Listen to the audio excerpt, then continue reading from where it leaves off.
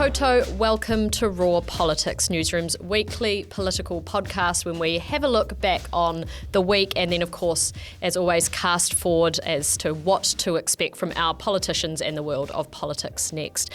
Just before we crack into things, I want to say a big thank you to those of you who have been listening throughout the year and welcome to those who are joining for the first time. We love to have you. I am Newsroom political editor Laura Walters, and I am joined in Wellington by senior political reporter Marc Daalder. And as always, joining us from Auckland is Newsroom co-editor Tim Murphy. Hello both, how are you?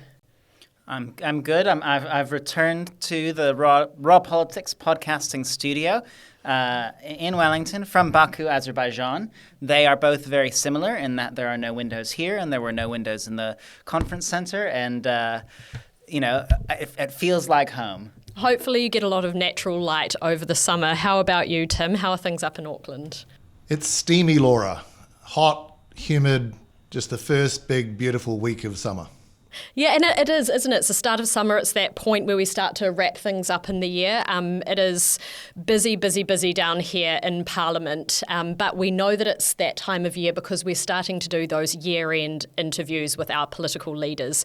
And just earlier this week, I had an interview with Prime Minister Christopher Luxon, one of those strange 15-minute slots where you think, what am I going to ask the person who has been asked every single question that you can imagine? How do you get something else out of him? But he was a very chatty man. We were running about 45 minutes late, I think, by the time I stepped into his office.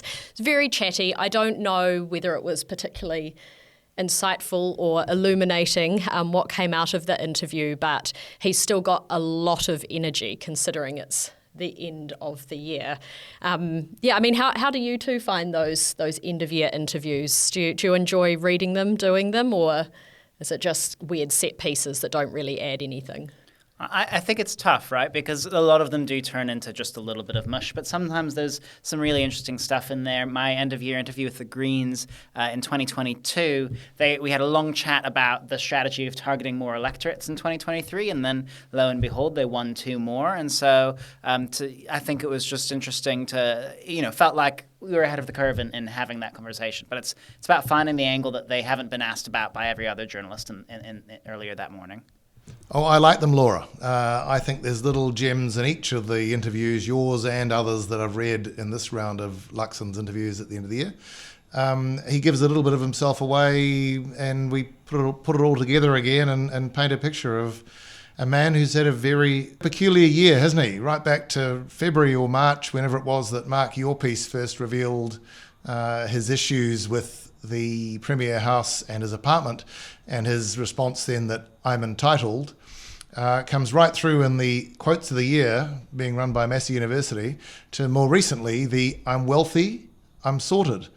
So he's kind of featuring at both ends of the year, but for the same sort of awkward theme when he spills a little bit about himself, Laura. And he will be spending this summer, he said at the beach, and when I asked him which beach, it took that extra question, he said, on Waiheke. He'll be in his shorts though, as jandals at the barbecue, like a lot of other Kiwis this summer. I just wanted to check, Laura, speaking of the summer, you mentioned that I could get some sunlight over it. I was told I had to pre-record all of the Raw Politics episodes for next year over summer. So that's what I'd been planning to do with my summer. Oh, okay, I'm fine with that. We'll lock you in this room. Excellent. You get started on 2025.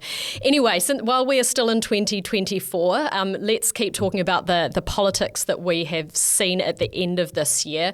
This week we will be, in Raw Politics, we will be covering climate policies. So, Marc, we have you back from Baku, but there is still a lot going on in the climate space. We'll be talking about that this episode. We will also be talking about one of Tim's areas that he's been specialising in, the marine and coastal areas, or the Takatai Moana Act or Bill, and what the government is looking to do there. And we will also be asking whether Labour Party spokesperson Ayesha Verrall went too far with her bold claim around Health New Zealand. And as always, to wrap up, we will offer you some recommendations. As we have mentioned, Marc is back. He has been over in Azerbaijan for the COP Climate Summit, as some of you will remember. He did join us. He beamed in from over there. And we spoke a bit about kind of more international climate policy, but there is a lot going on in domestic climate policy as well. And the end of this year is crammed with announcements, reports, set pieces around climate. Now, at the time of recording this episode, the Climate Commission's 3 reports for the end of the year are due out. They have not been released yet. As we record, maybe they will have been released by the time you listen to this. But we are going to have a little bit of a chat about what we expect to see in those 3 reports. We also had the government's methane report released earlier this week. And as Marc has written, there was not too much new that was said in that report. Next week, we will also have the Crown Minerals Amendment Bill, or the reopening of oil and gas exploration. That will be back before the House. And the Greens, I think, this weekend will be releasing their alternative emissions reduction plan. So there is a lot going on in this space, Marc. Now, we don't have time for you to run us through all of the detail, like I know you would love to. But can you give us a sense of some of the big themes and what we're seeing with some of these big climate policies and announcements at the moment? Yeah, and one other one to look out for is the government's own emissions reduction plan, which will be coming out in finalised version by the end of the year. The broad themes and what we're seeing and expecting to see is on the one hand, most of these government reports and policies and proposals are backtracking on climate policy and cementing the government's sort of new direction, how it differs from how Labour did climate policy. And then on the flip side, you have the Climate Change Commission, which will be pushing for more strenuous action, quite possibly saying that we should revise our methane target maybe, and our 2050 net zero target probably, not to be weaker like the government would like to, but to be stronger, to bring them closer, to be harder to achieve or more ambitious, but better for the climate. And then the Greens' alternative emissions reduction plan, another kind of pressure point on the government. So saying, hey, the government's released this is what we think it should look like. This is how we would do it differently. And so when we're talking about weaker or stronger, I guess we're talking about going harder and faster, as in maybe being more ambitious, but also bringing those deadlines closer to now, or at least not pushing them out, versus essentially not weakening but kicking the can down the road a little bit more. Is that right? Is this government asking for more time to meet a lot of these targets? It could be a bit of both, right? So the methane review that was released offered up a target range for 2050 of 15 to 24% reduction in methane emissions. The current target is 24 to 47%. So it's about a halving of the ambition on methane if the government were to adopt that number. So yeah, a bit of weakening. But yeah, when I'm talking about weakening, it's reducing emissions by less, stronger being cutting emissions more, cutting them more quickly, accelerating the transition to a low-carbon economy. And it's interesting, isn't it? Because in that interview we were talking about earlier, Christopher Luxon, without any prompting, brought up the importance of having, of the environment to New Zealand, both in terms of our brand, our global brand, but also just the importance of protecting our climate. And it seems that this government does want to do things. It's just incredibly hard. So they don't want to do them as quickly or as strongly or spend as much money in that space. I mean, Tim, what do you think of this? Do you think that they get away with this in terms of kicking the can down the road, potentially, chickens coming home to roost when they're maybe not in power anymore? And how much do New Zealanders care, or how much are they focused on climate at the moment, do you think? I think they join the great failure internationally, don't they, Marc? And that everybody seems to be lagging in sticking to or achieving to goals that would have met the targets for 30 and 50, or at least the projections of some of those. And I think this government's kind of seeking cover, if you like, in numbers, that the rest of the world's not probably going to make 1.5 degrees, the target. So would we be crazy to keep trying to make that target? Should we instead just sort of throw the white towel in a little bit and say, well, we will aim a bit lower? a bit slower. I think this is kind of, I think this is sort of an international sentiment that they will just sort of be realistic over and not try and make us a leader or a kind of a early adapter or whatever. So politically, I think they are seeking comfort in the fact that, it's going slower. So probably their ideology and their own belief, which was for their farming community and so on to be slower, they see some cover now and they can do that. Yeah, I think that might be the reading that the government is making of the international situation. I think that's also tinged by how the Prime Minister views climate change and climate policy. Laura, you went on this trip with him to Southeast Asia and got the sense that for him, he sees it a lot as maybe virtue signaling and rhetoric, whereas the business, the A-listers, not C-listers, that he brought along with him, were really seriously wanting to hear from him, and the people who they were speaking with in those countries wanted to hear from Luxon about climate change in a concrete manner.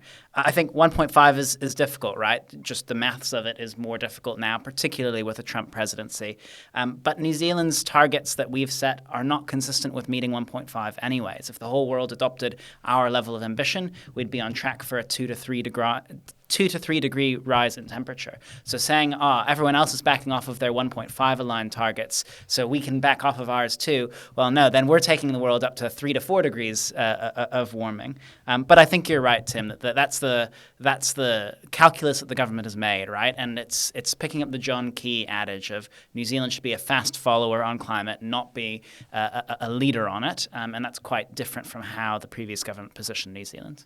Can I just ask Mark, on the methane target report that came out this week, it was no surprise to you, and it's no surprise generally, but I think it's interesting to look at the politics of it. This was, I think, very much an example of expert or independence washing. You give basically what you want someone to say in broad terms. They come back basically confirming what you were always wanting them to do. And it's kind of cost whatever it will have cost to get that answer. But in fact, politically, it's just a kind of it's not a virtue signaling, it's a kind of a, whatever the reverse of that is, but it's just using someone else to send that message, right? Yeah, it's a bit of sleight of hand, right? Because the work itself is robust. It produces a correct answer to the question that was asked. But the government is going to point to it and say, this is what the science says our target should be. And no, it's what the science says your target should be if you want a particular outcome. In this case, that the New Zealand's livestock emissions and farm emissions don't contribute to any additional warming above 2017 levels, nor cool the atmosphere from where they were in 2017 levels either. So that's the predetermined kind of benchmark the government has chosen. And from there, it's a simple act of calculations and modelling to produce a number that's the same as all the other numbers that have been produced when asked that specific question. So the government can now say the science says this should be our target, when in reality, the decision that has already been made is we want a target consistent with this no additional warming concept. So they went out there with the answer and then worked backwards, or asked the experts to work backwards from there. Yeah, to some extent. And just an ability to point to an independent review and who's going to really take the time. Again, this is complicated stuff to go through and piece through the different layers that you need to get to the central question of actually setting this target as a political judgment. It's not one that a scientist can answer for you. And heading into 2025, I guess there will be a lot more in terms of climate policy, climate reports, things like that. So it might be good to have a chat about what to look out for, but I'm also interested from both of you on that same question around how much are Kiwis, everyday, regular, middle of the road Kiwis, how much do they care about this? How much are they going to be pushing the government on it? When we see these natural disasters like the Auckland floods, Tim, or we see something happen in Hawke's Bay, everyone seems to care. There's this real sense of urgency. People are calling, yes, for policy, but everyone's pitching in as a community. And then we're very quick to forget about those things and other more immediate, tangible daily pressures like the cost of living seem to occupy people's minds and their focus. And so maybe, you've got the Climate Commission, sure, you've got the Green Party that you mentioned, but regular Kiwis pushing the government on this? Are they voting based on this? And will we see that in next year, or will it take another disaster, perhaps? It's split, Laura. Big numbers of people recognise that what's happening in the world is, in the broadest sense, affected by the climate change that's going on from man-made climate change. But there's a big number of people who, they want to go to heaven, but they don't want to die.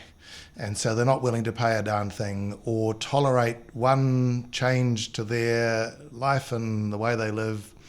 And it's a big, I don't even think it's a minority. I think it's a substantial group that'll need a lot of shifting. And the sadness is, if it's disasters and climate catastrophe that brings that change to some of those people, then isn't that just so sad that it takes something like that rather than science, evidence, logic, to just show that the trajectory that we're already on will inevitably lead to that, even if things don't get worse, if they stay at their current rate. But so I think politically, there's a substantial number of people, not just Green supporters, but young people generally, who more and more of those will join the voting. The 16, 17-year-olds will be there in 2 years' time.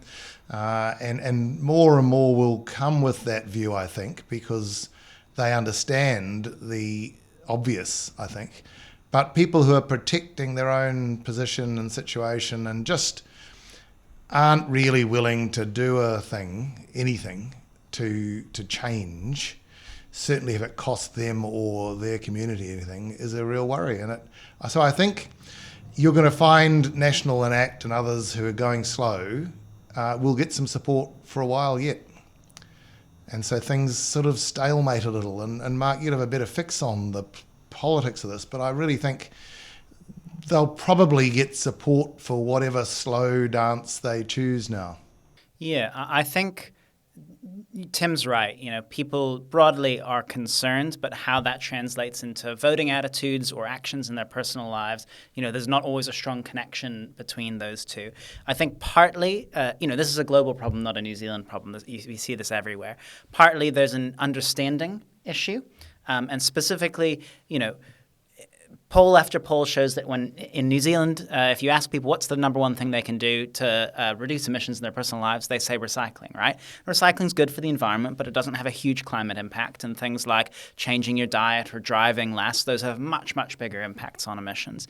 And so there's an understanding issue there where, in my articles, when I write about fossil fuels, I try and put in a line that says, and fossil fuels cause climate change, because people know that. But when they're just reading something about gas shortages, they don't make that connection like someone who's used to writing about it in the context of climate might. And then the other communications problem is on the policy side of things. Some of this stuff is just quite disconnected from how people experience climate change or think about climate change, or it's just quite technical, right? We're talking about climate targets and carbon accounting, and these are really, really important things, but you're never going to expect the average person to be across it. And so it's the sort of area where the government can weaken what it's doing without necessarily people cottoning on to that being what it is doing. So I agree, Tim, that if the government can sell it the right way, they can get away with doing very little while still looking like they're doing, at least a medium amount. And in terms of what we're looking forward to next year really is a big year on targets. There's the second Paris target that's due in February, which will cover sort of the 2031 to 2035 period. And then the government will have to respond to this Climate Change Commission advice on what our net zero target should be, our methane target, and the next emissions budget as well. So a lot for you to write about, Mark, and it is good, like you're saying, that there are people like yourself to spell this out and to help our readers connect with it and how and why it matters to them. So thank you for that. So Tim, you have been writing quite a bit recently about the Marine and Coastal Areas Act, which was kind of the previous national government's response to the foreshore and seabed, obviously very controversial legislation there under Helen Clark's government. And now we have a new national-led government who is trying to essentially fix an interpretation that was put out through a High Court decision. There is a lot happening in this space. You've just written this week as well about a new Supreme Court decision that has come out, which might, nullify potentially what the government was looking to do with their legislative fix. I wondered, because this is such a big, somewhat complex and also controversial space in the Māori Crown relations area, I wondered whether you might be able to start by walking us through where things are at the moment. Okay, you two. I'm going to try here and cover 180 years in a few minutes. So here we go. Good luck. Could you do it in less than a minute? I could. I'll try. Here we go. From 1840 till 2003, it was widely regarded under European New Zealand history that Māori had no rights on the foreshore and seabed, no customary rights. In 2003, a court overturned that and said they did have customary rights. Helen Clark's Labour government couldn't stand for that. That was seen as impossible for the Pākehā New Zealand vote and audience for the electorate. So they brought in the Foreshore and Seabed Act, which said the Crown owns the foreshore and seabed. That caused huge uproar, caused the formation of the Māori Party, and ultimately led in 2010 to National and the Māori Party and that coalition government passing the 2011 bill, which is the Marine and Coastal Areas Act, Takutai Moana. What it did was said no one owned the foreshore and seabed, but that Māori could apply for customary rights. Since then, 200 iwi hapu whānau around the country have applied. Some have had High Court rulings, some have had direct Crown negotiations that have granted them customary rights. Customary rights couldn't exclude anyone else from the beach, it couldn't exclude people from swimming, fishing, off the shore, that kind of thing. This latest phase has come from a Court of Appeal decision in 2023, which found that Māori could justify their claims for customary rights if they could show that they'd held the area that was under a claim under tikanga since 1840. That ruling kind of made less important the conditions that Parliament had put in 2011, that they had to have that exclusively and they had to have that without substantial interruption. The Court of Appeal sort of made it easier because it said some of the interruptions that were being used against Māori had been enforced by Pākehā law. Because no one had recognised there were any customary rights until 2003, that, of course there'd been interruptions because no one had recognised their rights to it. So, Court of Appeal ruled that way.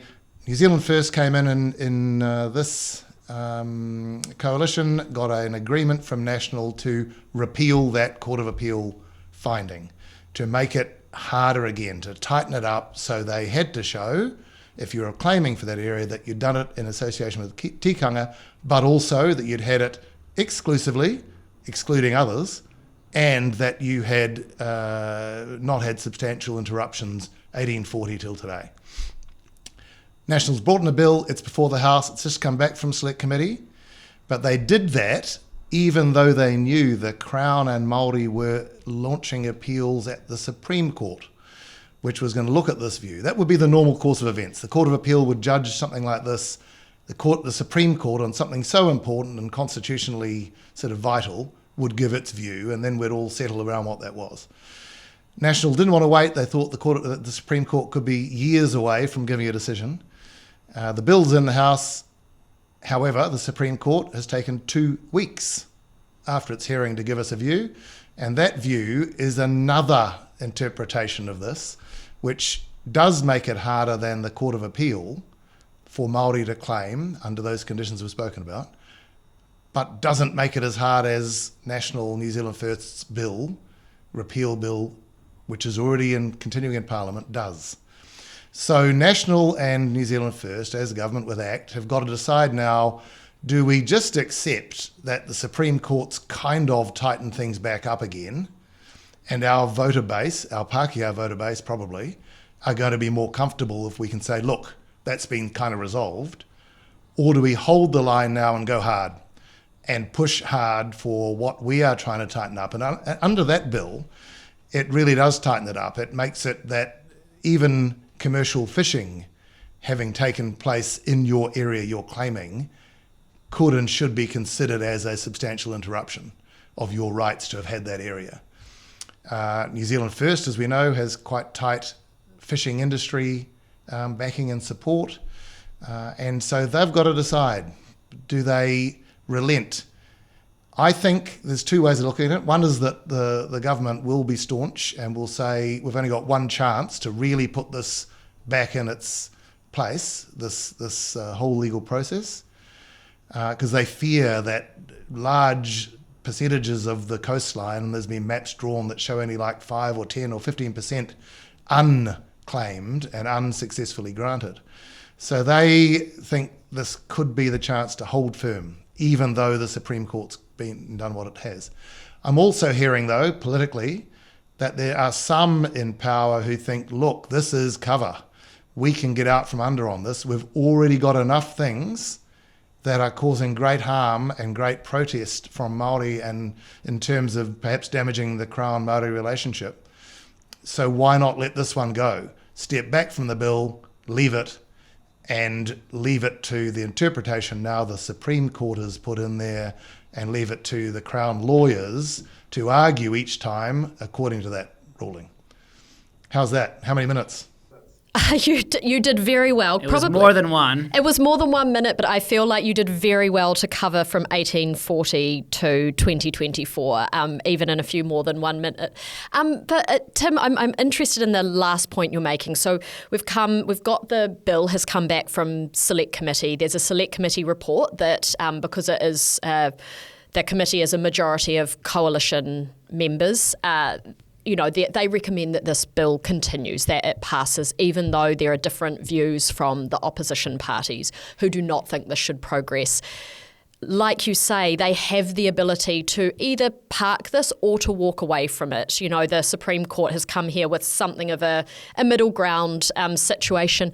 But it's really hard, isn't it, where it's literally next week that this bill is meant to come before the House. And while it might be short-term egg on their face, at this point, pulling it when it's so far through the process already, do you think that they would wear that? Or could they, even in the committee stages, potentially change the bill, water it down to something that basically mirrors the Supreme Court decision? Is that another way to do it without, looking like they've just folded on this?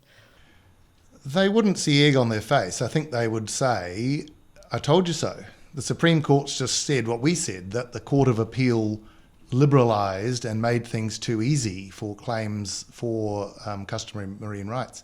So I think they wouldn't have any gumption of doing that unless they really, really, really want to protect and guard against any infringement on possible commercial fishing and other navigation and some other things to do with infrastructure for councils, things like that, which they're tightening up. Interestingly, this 6-5 government membership of the Select Committee has reported back with strong objections from Labour and the Greens and the Māori Party, but it has also, the majority have stepped back from two key parts of what Paul Goldsmith and National New Zealand First are trying to do. One of the things was a step earlier in the reform bill, which would have basically made a clause saying you cannot anywhere else in this law be more liberal on these matters, even if the Treaty of Waitangi is your driving force, and within other laws, that this was going to be sort of what one submitter described as supreme. There were going to be some clauses in there that could have overridden other parts of this law and other laws. And so this, even the National New Zealand First majority have said, oh, that probably goes too far, and they've stepped back from that. So it's a little less, I guess, hard line than it was at introduction. I think they can step back from it, but I equally see that there's motivation. They've got a majority, these three parties. How long would they ever have it for? If there's a chance to fix what they suspect is wrong. And Paul Goldsmith, as Minister from National, is quite hard line on these things. The Waitangi Tribunal found him to be quite ideological. he's not just a passive person putting through a New Zealand First stance here. So they might hold the line. It could go either way. Yeah, I was just going to say, I disagree a little bit with the egg on their face thing, Tim. The egg comes not from backing down in general, but from this whole process, the rushedness of it, writing retrospective law, sparking this very critical Waitangi Tribunal report, all for the Supreme Court to come around and back them anyways. The lesson that their critics might deliver is, well, just let the process play out, right? That we have this for a reason. You don't need to go overriding court rulings. But on the flip side, I take your point around wanting to get it through. And also, while they have a lot of other things that are putting strain on the relationship with Māori, the big one being the Treaty Principles Bill, that one isn't actually going to go through, right? And so when that disappears, how many things are left? You've got the review of treaty clauses that you've written about, Laura, but that does seem to be kind of flying under the radar a little bit. This is the other big high-profile one, but getting it through now while everyone's looking at the Treaty Principles Bill, rather than maybe having to reopen it again in 2 or 5 years if another court somewhere makes another ruling that liberalizes a little bit. I am curious, Tim, about the timing of the Supreme Court judgment. If you have any thoughts on that, because it does seem like they've operated quite quickly. Do you think that that's been done with this pending legislation in mind, trying to get ahead of the politicians? Yes, the timing's fascinating, Mark. As I say, Goldsmith had anticipated it could be years before the Supreme Court came to a view on this. And in fact, the Supreme Court heard it over 6 days in the first half of November, and within a fortnight had come back with this judgment. They've split the issues. They've put a whole lot of detailed, less important or less impacted by the bill, the government's repeal bill, they've put those off to 2025, so they'll have a second judgment. So it's undeniable that they were moving to give a high-level legal view on the issues that had troubled the Crown, if not the government, from that Court of Appeal ruling, and that was over. What could be seen as substantial interruption of Māori having, that under tikanga had exclusive use of that area since 1840. So the substantial interruption was the key point, and they spent a lot of time on that, and they've offered a very, I think, they would think elegant, a little bit long. It's one of the areas the Crown had offered 8 points by which you could make a judgment on whether there'd been this exclusive use or not. And they said, all those points are fine, but we'd offer these, and offered 6 more. So there's 14 points that other courts would have to run through and other judges would have to kind of consider just on that aspect. So look, it's not a hard overturning of everything the Court of Appeal did. It does reverse their finding on that one thing, but it adds and expands. So, it will be interesting to see if the government can live with that.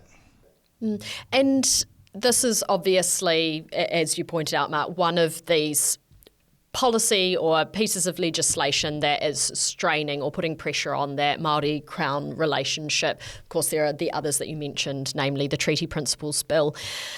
So we head into the end of the year, these will take a break from this. I wonder whether you both think that the heat is going to come out of this debate a little bit. Of course, some of the earliest set pieces we have heading into the new year are Ratana and Waitangi. Do you think that relations are going to be better next year? I mean, even the Prime Minister himself has admitted that Crown-Māori relations are not in a good state. Try as some ministers might to argue about, progress in certain areas, sure, but overall the relationship isn't great. Can they bring some of the heat out of it? Can they head into the new year afresh, or is it just impossible with that, select committee process on the Treaty Principles Bill ongoing? I think things will get worse before they get better. We've got till whenever it is, May is it? April, May for the Principles Bill Select Committee. They've got to resolve this issue now, and if they go forward with this bill, then that is a lingering thing, the Marine and Coastal Areas Act. They've got your one that you've written about so well, Laura, those treaty clauses being reviewed in 28 pieces of legislation, which actually could be very, very important and meaningful and change a lot. And once attention swings more onto that, I think they're going to find some pushback. So I think things will go worse in Crown-Māori relations right through that Waitangi, Ratana, right through to probably April, May, before they can start to get better. I think that the timing of Ratana and Waitangi early in next year is almost the worst possible time that they could be placed, right? Because you say that we're going to be putting this aside, but a lot of people aren't, right? A lot of people are going to be writing their submissions on the Treaty Principles Bill over the summer because those submissions close in early January. Those submissions will then be released. The committee is going to have a lot more people who want to speak to it than it's going to be able to hear from, but it's going to need to get started quite quickly on actually hearing those submissions.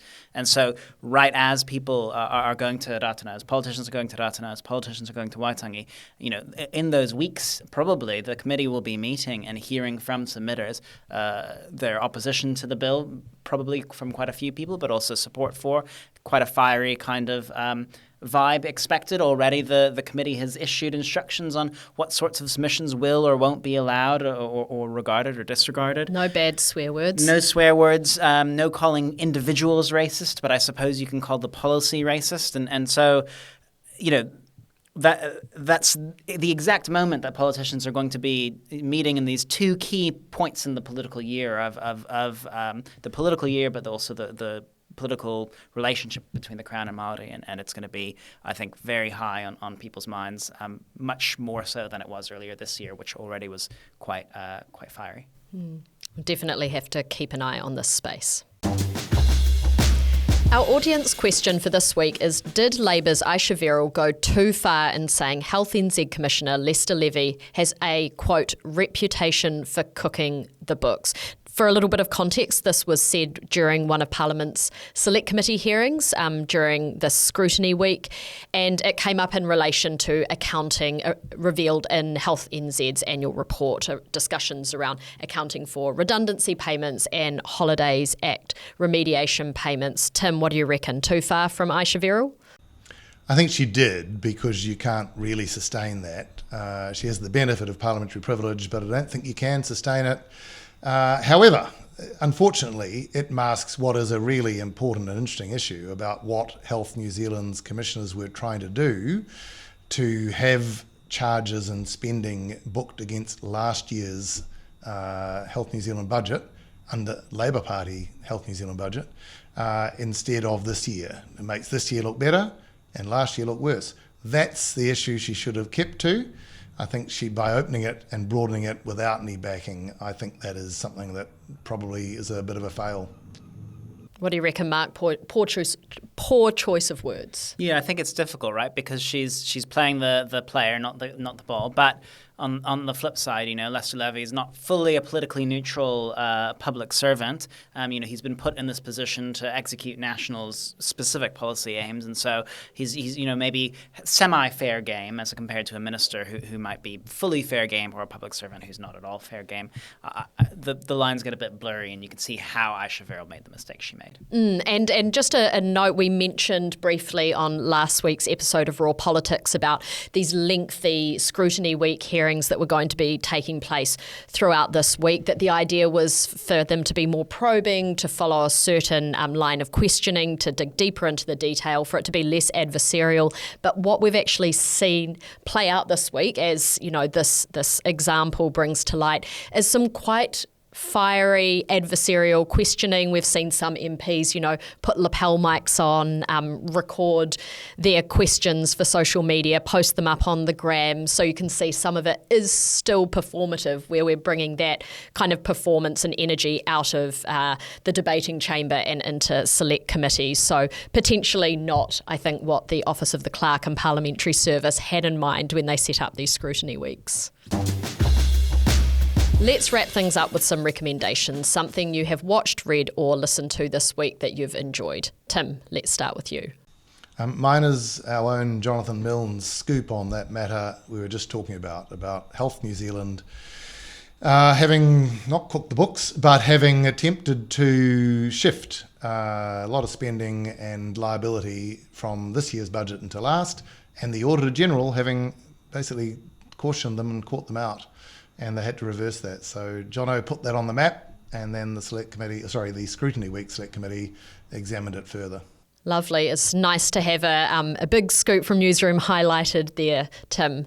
Marc, what have you got from us? Mine is a piece by Eloise Gibson at RNZ on the oil and gas lobby, asking the government to underwrite fossil fuel exploration, and Resources Minister Shane Jones saying he'll look into it. And mine for this week is from Tom Hunt, a Wellington reporter at The Post, who has had a look at some of the discussions, the text messages and other correspondence between a new lobby group called Vision for Wellington and some senior ministers, including the Prime Minister. Now, this lobby group was set up as an apolitical lobby group, but once you've seen these communications, it's kind of thrown that into question, a story that is well worth a read. That is it from Raw Politics for this week. A reminder that we are in our penultimate week for the year. Next episode will be our last. Expect some good picks for the year ahead and a bit of Christmas and holiday cheer to come. As always, a big thank you to our producer, Dave Filoia-Li'i, and to all of our readers, listeners and viewers. If you have any burning thoughts, feedback, some of your own hot takes to share, please send them my way. You can get in touch at laura.walters@newsroom.co.nz. You can find us here next week on YouTube or wherever you get your podcasts.